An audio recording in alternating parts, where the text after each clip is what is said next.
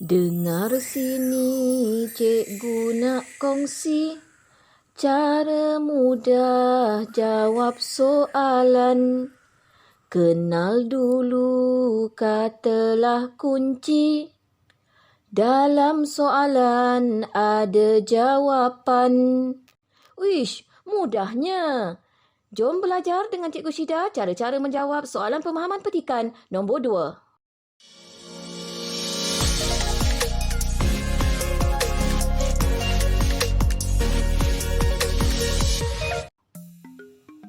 Baiklah murid-murid, untuk menjawab soalan pemahaman petikan umum nombor 2, ingat pesan cikgu. Pertama, baca soalan terlebih dahulu sebelum membaca petikan. Kedua, kenal pasti kata kunci soalan. Ketiga, cari jawapan dalam petikan. Keempat, tulis jawapan dengan lengkap menggunakan ayat sendiri. Sekarang, mari sama-sama kita lihat contoh soalan pemahaman petikan nombor 2. Soalan ini terdiri daripada dua bahan, bahan 1 dan bahan 2. Ini ialah soalan pemahaman petikan umum nombor 2. Jadi, baca soalan ini terlebih dahulu dan kenal pasti kata kunci soalan. Sama-sama kita baca soalan ini ya. Merujuk bahan 1 dan bahan 2, nyatakan cara-cara mendidik pembentukan sifat positif dalam diri anak-anak. Soalan ini memperuntukkan 3 markah. Semasa membaca soalan, kenal pasti kata kunci soalan. Jadi, berdasarkan soalan ini, kata kunci soalan ialah cara-cara. Jadi, apabila murid-murid hendak membaca petikan nanti, ingatlah kata kunci soalan ini iaitu cara-cara mendidik pembentukan sifat positif dalam diri anak-anak. Seterusnya, baca petikan untuk mencari jawapan berdasarkan kata kunci tadi kerana dalam petikan ada jawapannya. Berdasarkan petikan bahan 1 ini, cara-cara mendidik pembentukan sifat positif dalam diri anak-anak ialah pandangan yang positif mestilah sentiasa diberikan kepada anak-anak melalui kata-kata motivasi yang berkesan. Seterusnya, pemumpukan akhlak dan nilai murni dapat membentuk anak-anak yang berkeyakinan dan mempunyai jati diri yang kukuh. Sekarang, baca pula petikan bahan 2. Berdasarkan petikan bahan 2 ini, cara-caranya ialah ibu bapa berperanan mendidik anak-anak agar menjalani gaya hidup sihat dan memberikan sokongan terhadap pembelajaran anak-anak. Setelah murid-murid dapat mengenal pasti jawapan, tulislah jawapan tersebut dengan lengkap menggunakan ayat sendiri. Caranya adalah seperti berikut.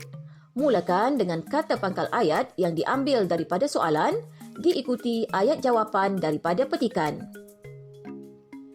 Merujuk bahan 1, cara-cara mendidik pembentukan sifat positif dalam diri anak-anak ialah pandangan yang positif mestilah sentiasa diberikan kepada anak-anak melalui kata-kata motivasi yang berkesan.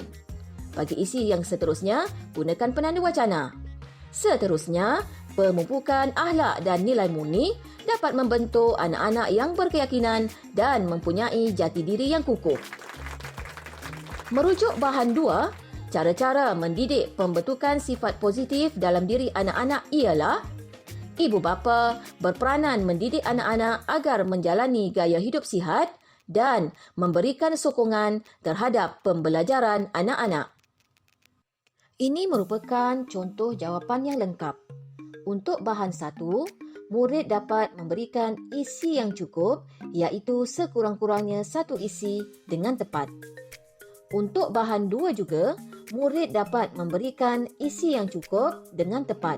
Jadi, murid ini telah dapat memberikan isi yang cukup dan menyentuh kedua-dua bahan. Jadi, murid mendapat 3 markah. Bagi jawapan contoh yang kedua, untuk bahan 1, murid telah memberikan jawapan berdasarkan petikan tetapi jawapannya salah. Jadi, murid tidak mendapat markah untuk bahan 1.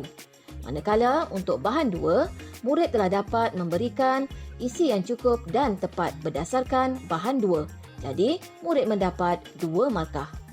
Seterusnya, bagi jawapan contoh yang ketiga, murid telah memberikan jawapan di luar petikan iaitu tidak menyentuh bahan 1.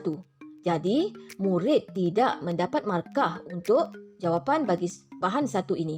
Manakala, untuk bahan 2, murid telah dapat memberikan isi yang tepat berdasarkan bahan 2. Jadi, murid mendapat 1 markah.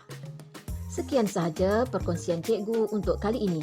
Mudahkan menjawab soalan pemahaman petikan kerana dalam soalan ada jawapan. Ingat pesan cikgu, usah mensia-siakan waktu. Sebaliknya, manfaatkan setiap saat dengan melakukan perkara yang mendatangkan hasil kerana masa itu emas. Jumpa lagi.